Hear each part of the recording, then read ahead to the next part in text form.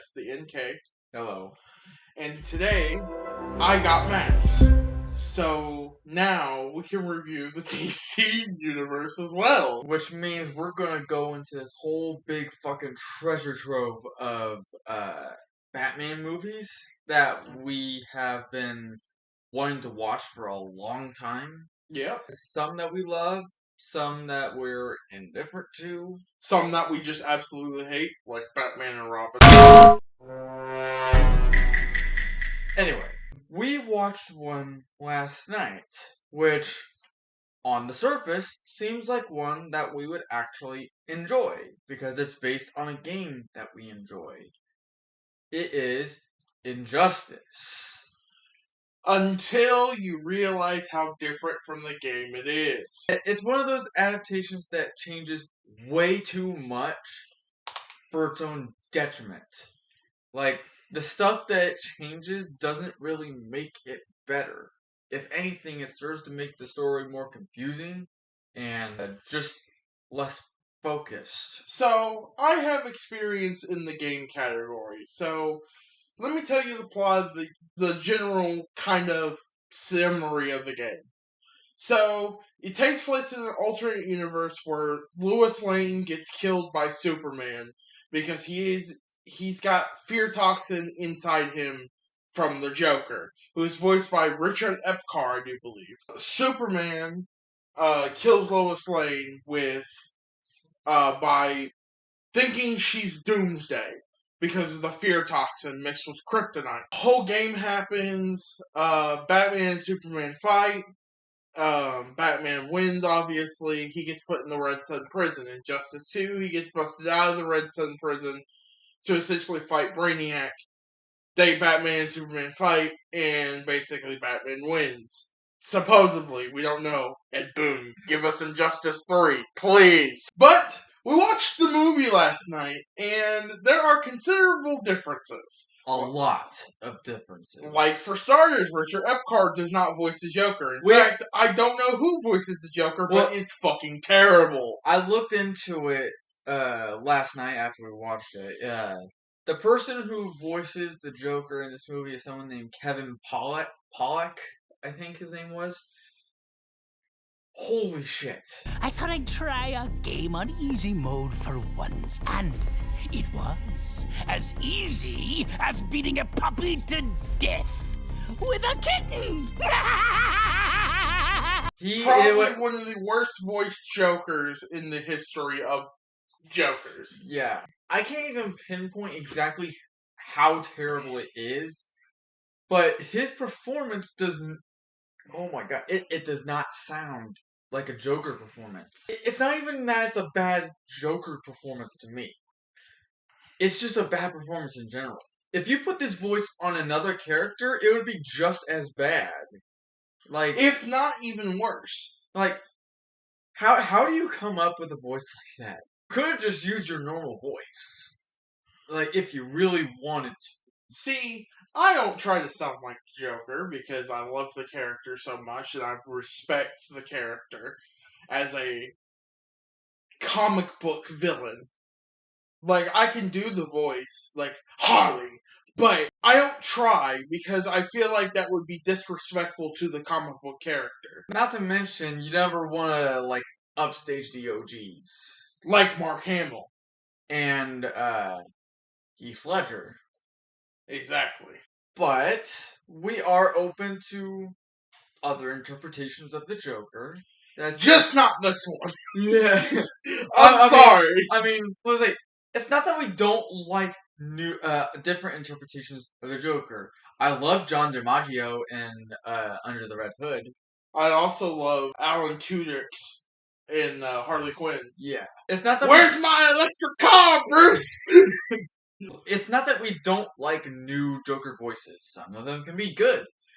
It's just that this one, in particular, is just really bad. Luckily, he's not in the movie for very long. No, because he gets a fucking fist punched by Superman through the fucking heart.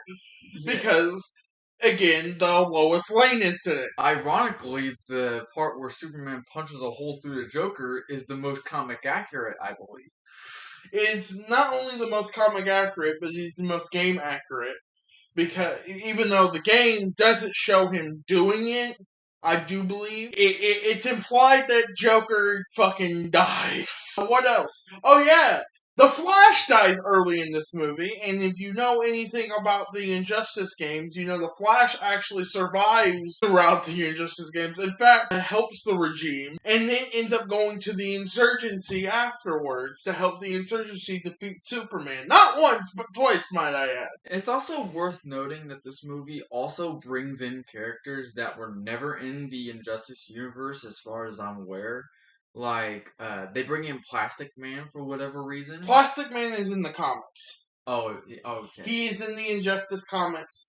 In fact, he mentions in the comics that he is a criminal and that he needed multiple chances, and he was trying to convince Superman in the Justice League that he needed to grieve, and that he was basically on Batman's side. Okay. So Plastic Man's in the Injustice comics. He's just not in the game. Well, I'm more familiar with the game, so. But other changes. I don't know if this happened in the comics or not, but Billy Batson, Shazam. Billy Batson's not even in the movie. Well, he was, just not very long. But unlike in the games, Billy Batson is still alive when he leaves. Like, he doesn't die.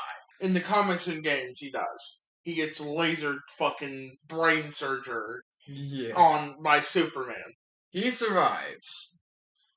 But Scarecrow doesn't. Scarecrow dies due to Joker toxin, but in Injustice 2, he's still alive.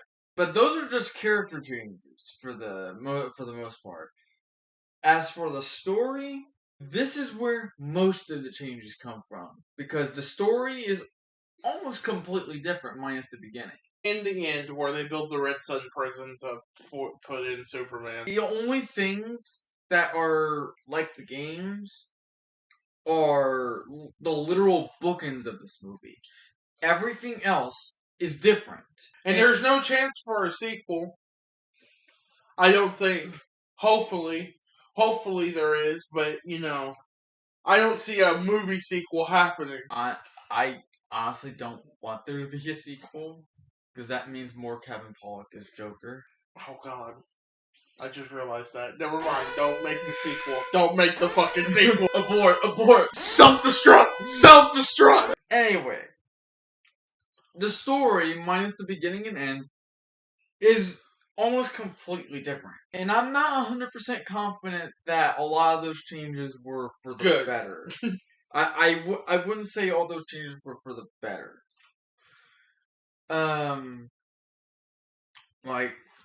For starters, they have, Mr. Terrific, I do believe is what his name is. He turns out Superman at first, and then he doesn't do surveillance drones. In fact, he gets imprisoned. And Plastic Man is the one who busts him out with oh look, I found the key! That was probably one of the few scenes in that movie where it was actually funny. Yeah. Then there's the whole thing with Clark's dad. In the games, Clark's dad gets shot by an arrow. I think this is one of the few instances in the movie where it's the same. But the difference here is that they kill off the Atom by putting poison gas into Clark's body. Green Arrow dies, so that's kind of like the games too. Hawkgirl and Cyborg die. Oh yeah, forgot about that. They both die because of Amazo, which in this movie, Ra's al Ghul gives Superman as a way of being basically like police officers in different places. Yeah. But I think that's enough about talking about the movie. What do you give the rating? I think I would give the movie,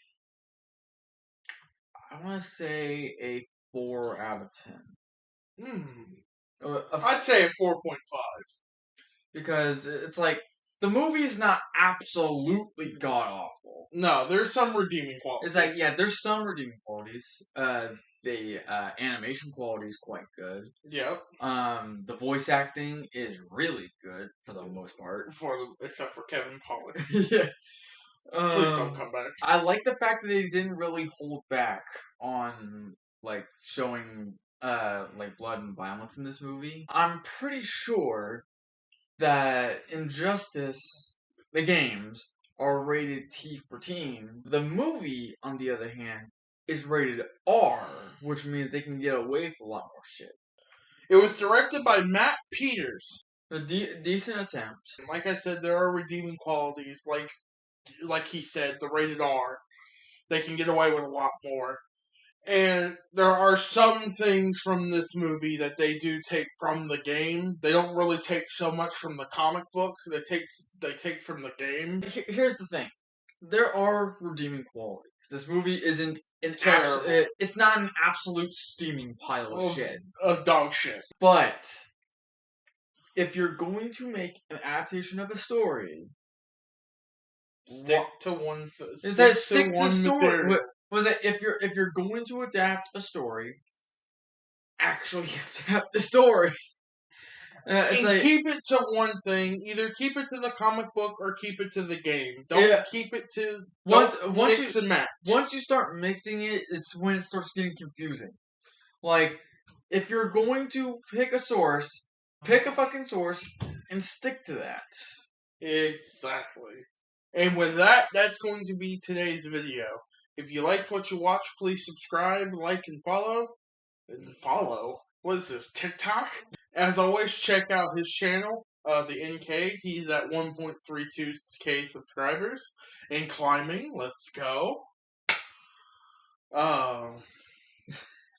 We've just weirdly fucking handshaked for some unknown fucking godly reason. But as always, be good people. And anything you would like to say before we hop off here? Fuck Kevin Pollak. Yeah, Kevin Pollak's Joker, kiss my ass.